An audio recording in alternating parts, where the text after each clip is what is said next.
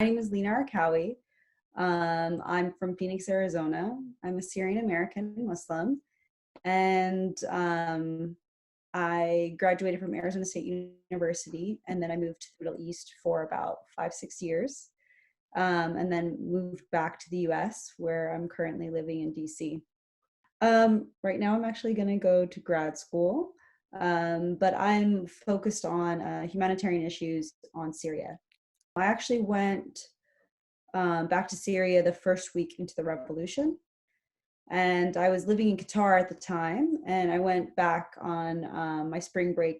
I was doing an intensive Arabic program there, and I went back. It was mid-March of 2011, and I was really nervous because, obviously the revolution started in Syria. And so when I got to Damascus, it felt really different, those 2 weeks that I was there. But unfortunately, that would probably be the last time I go back to Syria, for hopefully just a while, not for the rest of my life, though. It was the last time I saw my grandparents, my grandmothers. They both passed away since. I was really young, but I remember the first time I went to Syria is not liking it. I found it to be very weird, very different for me. Um, you know, I had trouble with it was just so different from America, of where I lived in Arizona. And so when I went there for 2 months, I was just, the food was different. I was getting sick from the water.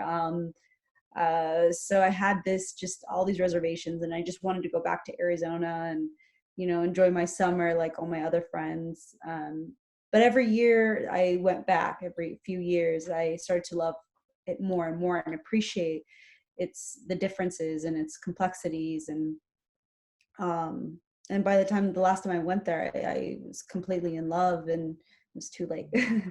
So I moved to DC almost 4 years ago, 4 years ago. And I came here to go to George Washington University to start my master's. So that's what I actually came here from New York. I was working at the UN while I was in New York. And then I came here. Yeah, so I worked at the UN. I was on the team to start the first World Humanitarian Summit. And that was actually intended to reinvigorate the humanitarian system, to reshape, to look at it, find ways to address the global problems, from the refugee crisis to climate change. So we had about 6,000 participants, and we had people from all over the world, from the private and public sector, from NGOs to civil society. So it was a wonderful experience, and definitely it made a lot of difference in terms of how the world leaders looked and tried to make a commitment to address these issues. And this was back in 2016. Yeah, so I graduated from Arizona State University with a degree in interdisciplinary studies, focusing in business and communications. I was in the honors college, so we were required to do an undergraduate honors thesis, and I did mine on the roles of women in Al Jazeera. So I was fascinated by gender roles of the roles of women, both on screen and off screen, behind the camera, and how women were being on screen and changing the narrative in the Middle East, how that reshaped the identity of some women in very remote areas of the Middle East. So I turned that honors thesis actually into a Fulbright research proposal. I was named an alternate candidate to Qatar, but I ended up getting a scholarship through Qatar University, a program with Georgetown and Qatar University, and moved to Qatar in 2010, 2011 to do a one-year intensive Arabic program and research Al Jazeera, research the thesis that I was doing in college. So then, following which, I did my Arabic program, and then for the next 2 years, I ended up working in PR in Qatar, working in a variety of different sectors, from healthcare to consumers, PR. And then I moved to Dubai for 2 years. And when I lived in Dubai, I ended up learning about the White Helmets, which is a Syrian civil defense group. They're apolitical, and they're just straight humanitarians from all walks of life. I mean, they're dentists to farmers to doctors, and they went in a, were addressing the situation in Syria where, there would be bombs and everyone would run away because there's no government in those areas where the places were being bombed. And so these people would take it upon themselves to go and rescue people from the bombs and the destruction. So I found out about them in Dubai when I was living there, and this was about 2014. And I was so moved and I was so inspired by these men and women that I decided to do a project where I would help them. And I learned that there were about 60 women at the time in the white helmets, and they were in need of an all-female ambulance because there was like a lot of issues with the gender disparity in terms of unfortunately some areas remote in Syria. There would be problems where women would be distressed, or a bomb would go off and they don't have their headscarf or they don't have their clothes because of a bomb. I mean, when you have a bomb, it can literally destroy not only your house, but things that you're wearing and stuff like that. And so in these remote areas, it was, put women in a difficult, and their husbands and their families in a difficult situation to have a stranger, come into the house and rescue them. So women were required, there was a need for women to be there, women rescue workers to come and save these women. So these women took it upon themselves to become rescue workers, and they needed an all-female ambulance. So I learned about that and I was so moved, and I decided that I wanted to raise money to buy them an ambulance in Aleppo, where it was very much needed. So I put a campaign together, I put a crowd fundraiser, and I raised $15,000. And on the backdrop, I showed my commitment to these women by saying, and my donors, and then saying, if you donate to this campaign, I would climb Kilimanjaro. And I felt like that was a way to show my commitment and my devotion to them and what they're doing. And so in February of 2016, I ended up climbing Kilimanjaro and getting onto the top, and raising the money to buy the ambulance, which went to Aleppo. But what happened on that mountain, Mount Kilimanjaro, was, it made me realize, first of all, like how, we live this life, we live a day to day, every day we just kind of go through the motions of life without purpose, without, not really being awake of what we're doing. So when I got on Kilimanjaro, it kind of disrupted the way my day to day and how I looked at the world. And I was on the mountain and I was saying, if I'm halfway across the world from my family, working and living in Dubai, I should be doing something with purpose, And I was thinking that, being of Syrian descent, I should, like it's, I'm so lucky to have been born in America, something that I had no control over. So I wanted to do more. I when I came back to Dubai, I was just done with like living on the day to day and just, consuming. And I said to myself, I was like, wow, I'm just feeding my flesh, not feeding my soul. I'm not living with purpose. And so I decided to leave Dubai when I came back from my trip to Kilimanjaro. And I moved to Turkey. I moved to Istanbul to help these white helmets full time, to help them build their press office. Since my background is in public relations, we helped build the white helmets names in 2016. We helped secure the piece by Dr. Sanjay Gupta on CNN, really getting a lot of coverage. And so that we built their reputation and helped them get interviews and secure different types of opportunities so that their profile would be raised, which was great because these are the type of people that I think the world should know about. These are heroes. These are people who are risking their lives for a purpose, and it was so inspiring. I mean, working with the White Helmets was one of the most inspiring things I've ever done in my life. So after a few months of working and helping them, I went back to the US.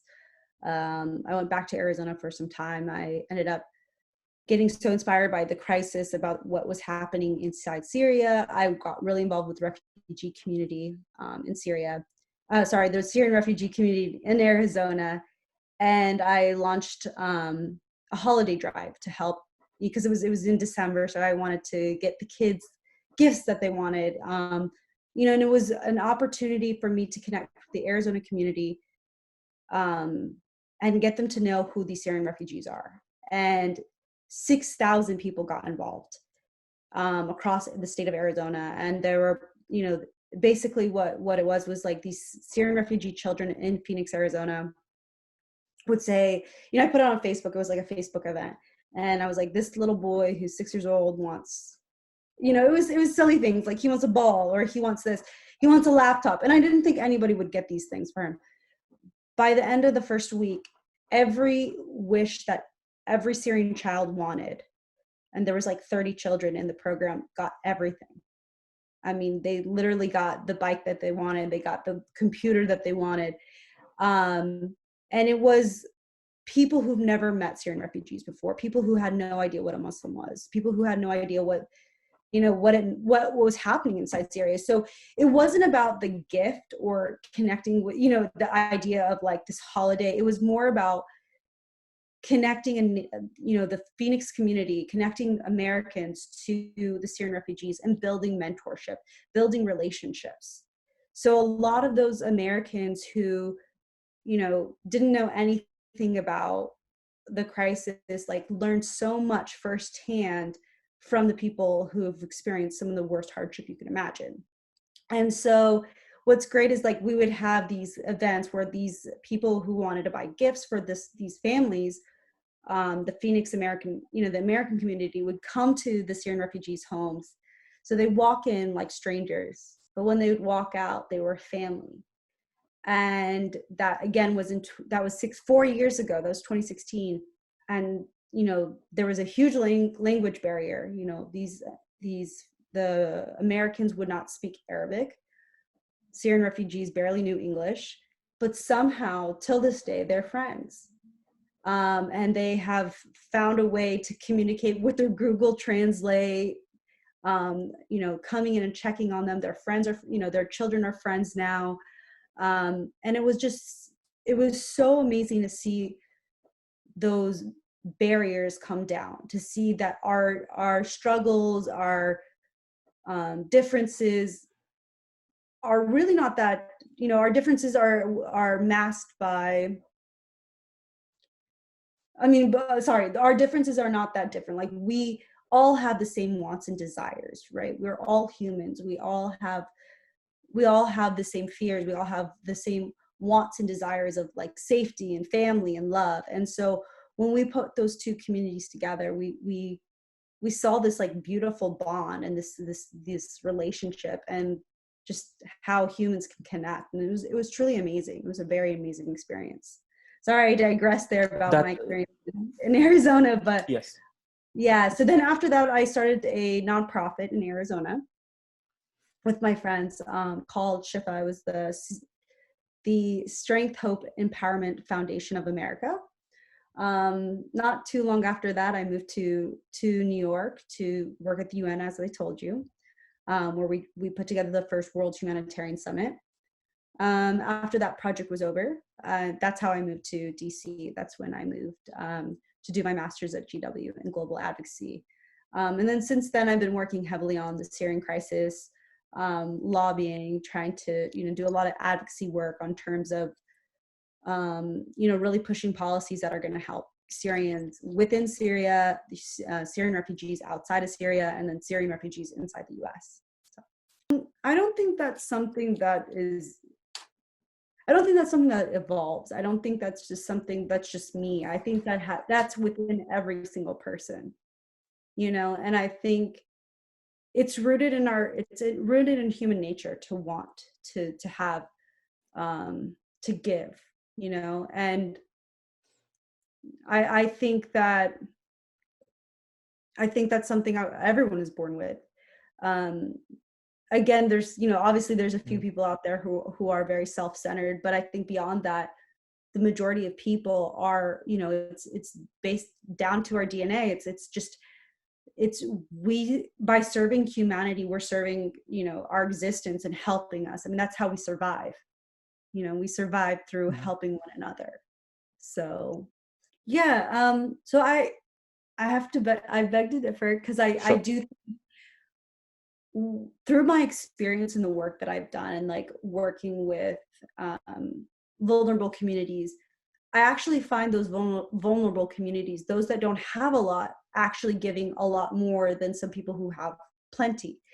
And, I, again, going back to my experience with the White Helmets, or going back to my experience working with Syrian refugees in Arizona, I saw that those who don't have a lot not only were giving, but had so much gratitude, so much appreciation of life, that even the smallest thing that they had was so much more, in terms of in their perception of things, right? So I'll never forget this one experience that I had when I was in Jordan, and I was working with some of the White Helmets from the south of Syria, called DEDOP. They came into Jordan to do some training. And I met a guy named Abu Ward, which is father of the roses. That's what he was called. And he told me a story about how he was tortured in jail. And he was tortured in jail because he was a firefighter. And the government told him, if you see a house being burned or you see somebody need to be rescued, don't rescue them, because these are people who are, against the government. They're against us, so don't deal with them. But Everward had it so ingrained in him. This is all he knew, was to save people, to be a firefighter. It was so ingrained in him that he couldn't stop. And he would still, no matter what, even if he wasn't getting paid, he would still rescue people. He would still go and, make sure that the fires, go to turn off fires. So he got put in jail for it. And he told me that, he was telling me the story while we're eating dinner, and it was during Ramadan. So we were having iftar. And there was loads of food there, So he's telling me the story, and he was saying how in his 6 months of being in jail, in prison, being tortured, he said he would get bread, and it was just half the bread for himself, and it was molded. And he would say this was such barakah just to have half of this bread, that it was molded, and it was half, and he's a grown man. And he would say that was such a blessing, even in the moments of me being so hungry, I would see this bread as my life. And so when we were eating, I was struggling finishing my big plate, but I was so, I was so engrossed in his story that I was forgetting what I was actually doing, because I was imagining myself, because he was such a good storyteller, that I was as if I was in the prison with him. He was telling me how, things that were so horrible, things that were so shocking, that I couldn't imagine another human going through. He would tell me. But as he was telling me the story about the bread, I was almost done with my plate, but it was still full. So he looked at me, he stopped his story, and he looked at me, and he said, "You see that food on your plate?" He said, "That food on your plate would feed an entire family in Syria." And he's like, "Every time you eat, I want you to remember that every time you put food in your mouth, it's a blessing." And it was a moment where it just woke me up, and it made me remember that, like, how much we take for granted. And I think about Abu Ward almost every day. I think about him when I have food. I think about him and what he's going through. And I think about people like him who went through, who are being tortured currently right now in the prison. And it makes you realize that, how much, not, being grateful is so important, having that gratitude, but it's also important to remember those that, don't have as much as you, and to remember those, and to know that you can make a difference. It was just it was such an awakening for me. It was just a humbling experience.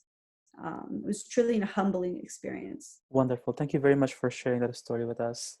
I want to talk more about your experience summiting Mount Kilimanjaro. What was it like? What were some of the challenges? And what was the feeling like when you finally summited the mountain? Okay, yeah, of course. So when I was living in Dubai, I was living a little bit of a luxurious life.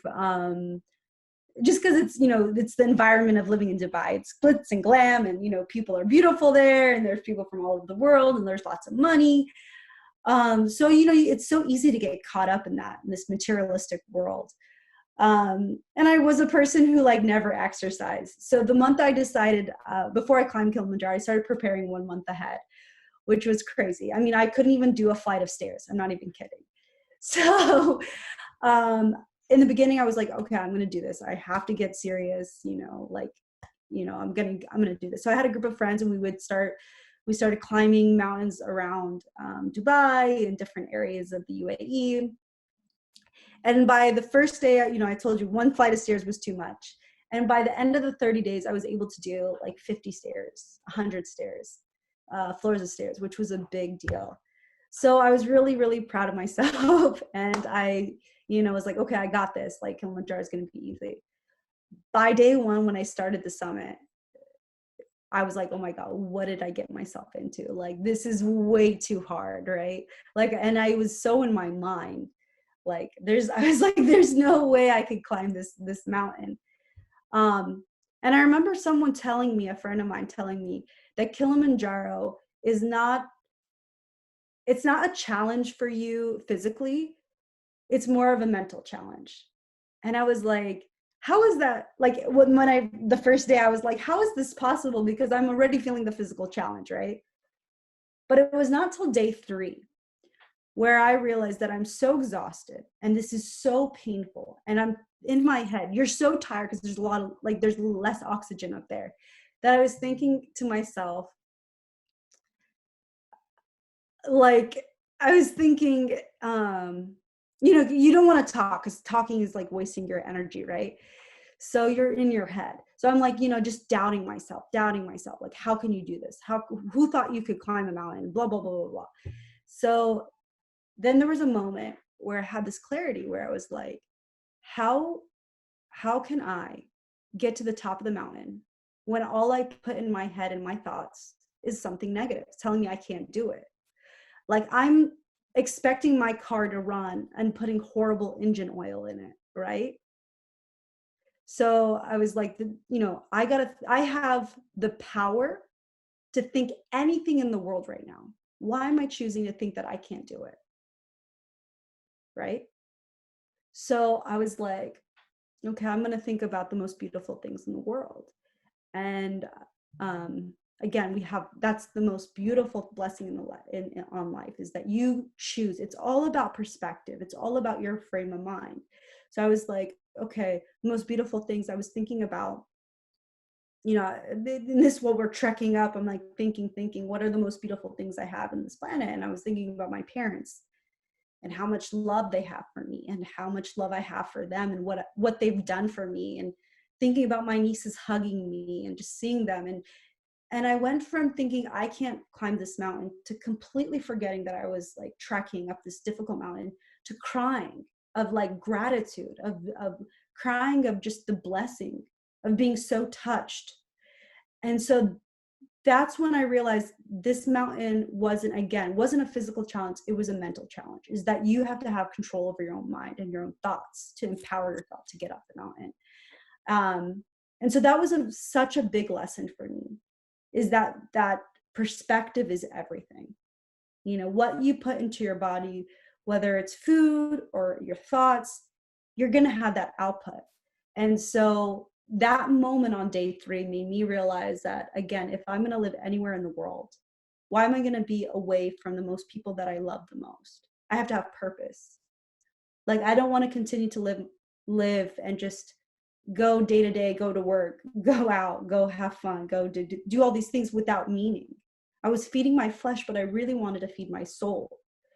And so that moment, I promised myself that I was going to do something. If I'm going to be halfway across the world for my family, I want to do something with purpose. And I thought about the men and women in Syria. I thought about these, the women that I was climbing the mountain for. And I was thinking, they don't have a choice. Like, I'm climbing this mountain by choice. But a lot of those people who are in Syria, who are fleeing bombs and shelling and destruction are not doing it by choice, you Yeah, know? And so I felt that my existence and my purpose of being here on the planet, like I had to do something that was meaningful and that was going to have impact. that's wonderful. Yeah, so that was the reason why I got to the top, and that was the reason why, Mhm. you know, that was the reason why I felt there was so much that I can do, you know, not just live day to day. What did your family tell you when you told them you're going to summit Mount Kilimanjaro? My parents were like, you know, I called my mom and dad. This was like 2 months before I did it, and I had the plan and stuff. And my dad was like, you know, like, no, you're not allowed to do it. I'm not going to. My brother started giving all me all these medical reasons why I shouldn't do it. I have weak lungs. I'm not healthy. Da da da da da. And then my mom answered, and she was like, "Why you want to go climb the mountain? Like, go get married. You're too old." So I was like, you know, I think about it and I laugh, but it was really hard because, you know, of course I have so much love for them, that I didn't want to go behind their back and do this. I wanted their support. So I told my dad by like a month into it, when I started to decide I was going to climb Kilimanjaro, I said, Dad, I'm doing this for Syria. Would you support me? I don't need your financial support. I just want to know that you're with me. And when he found out it was for Syria, he was 100% with me. And he ended up donating, you know, to my campaign, and was my biggest cheerleader. And he said, don't listen to your brother about your health or your mom. He's like, I want you to do this. This is, you know, this is right. Like, this is the thing that, you know, I'm so proud of you for doing. So for me, that was the green light I needed. That's all I needed. So the challenges in Turkey, the challenges in Turkey is that Turkey is you know, it's this one of the most beautiful countries in the world. Like, Istanbul is literally one of my most favorite cities on this planet. Um, living, you know, going from Dubai to Istanbul is like a night and day difference. Like, when I lived in Dubai, everything is beautiful. There's no homeless, you know, there's nobody homeless begging on the streets.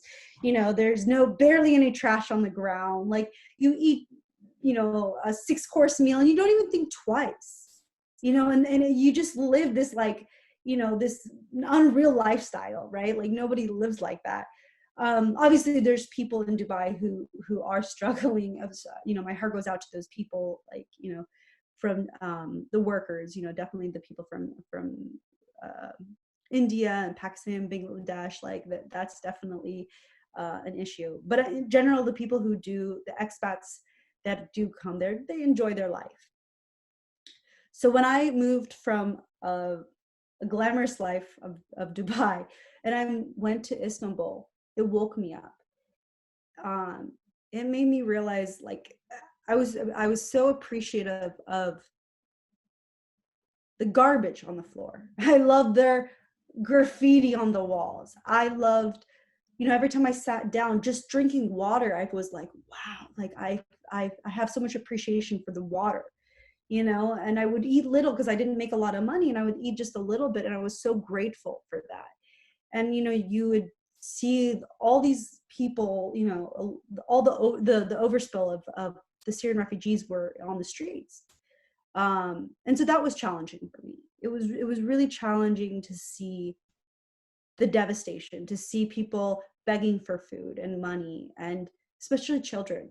I mean, that to me was so hard. You know, when you look at these children begging for food, selling you napkins, selling you something so small and trivial, you know, just so they can get one, you know, Turkish lira or whatnot.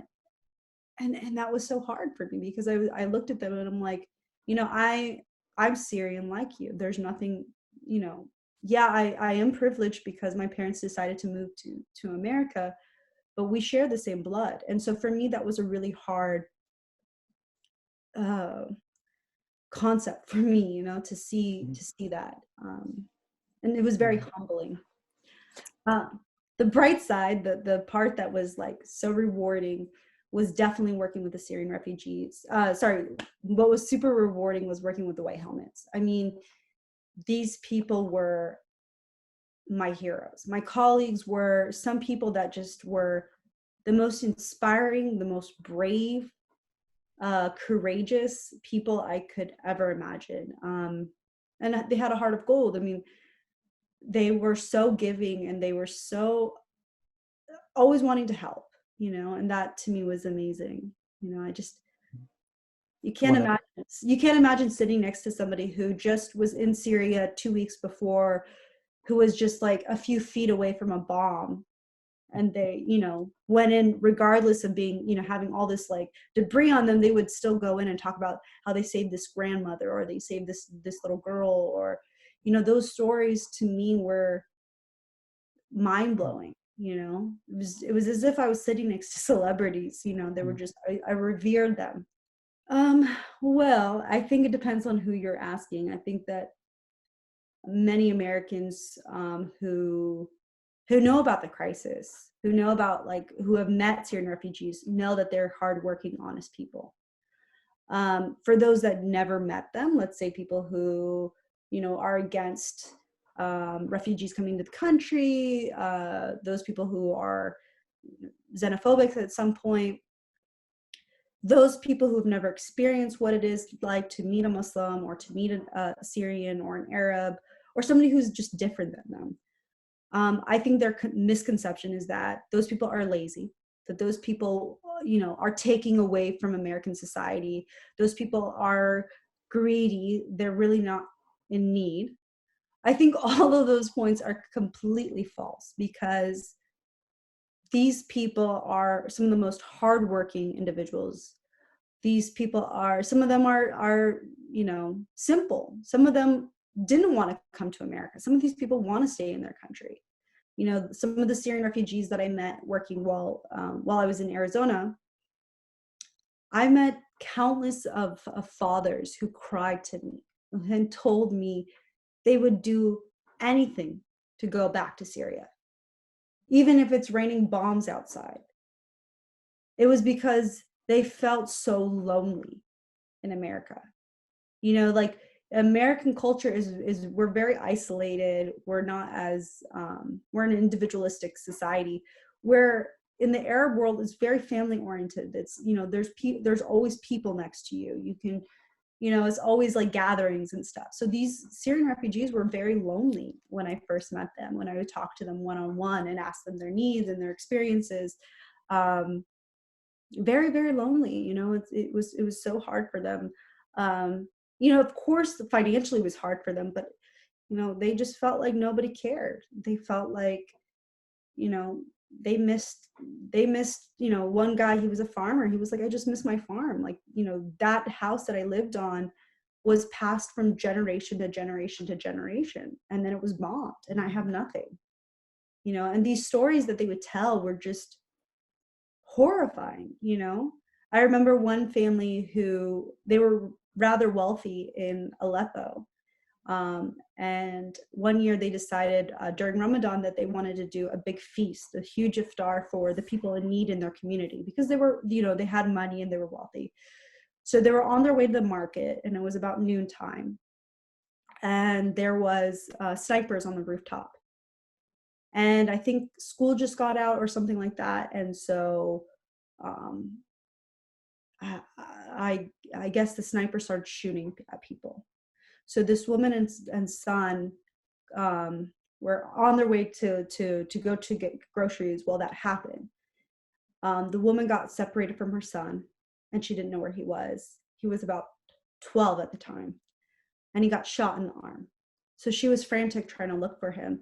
And then she said that somebody came and told her son is at this makeshift hospital.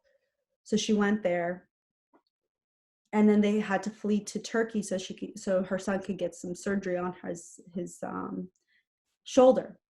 And because of that, they were never allowed to come back into Syria. And they lost everything. They lost their businesses. They lost their homes. And so I think that's one of the most difficult things, is like, when you come from having so much to losing everything, that disparity is really hard. And so for me, that's a misconception to some people here in America, is that, look, not all these people are in need. There's some of them who were wealthy,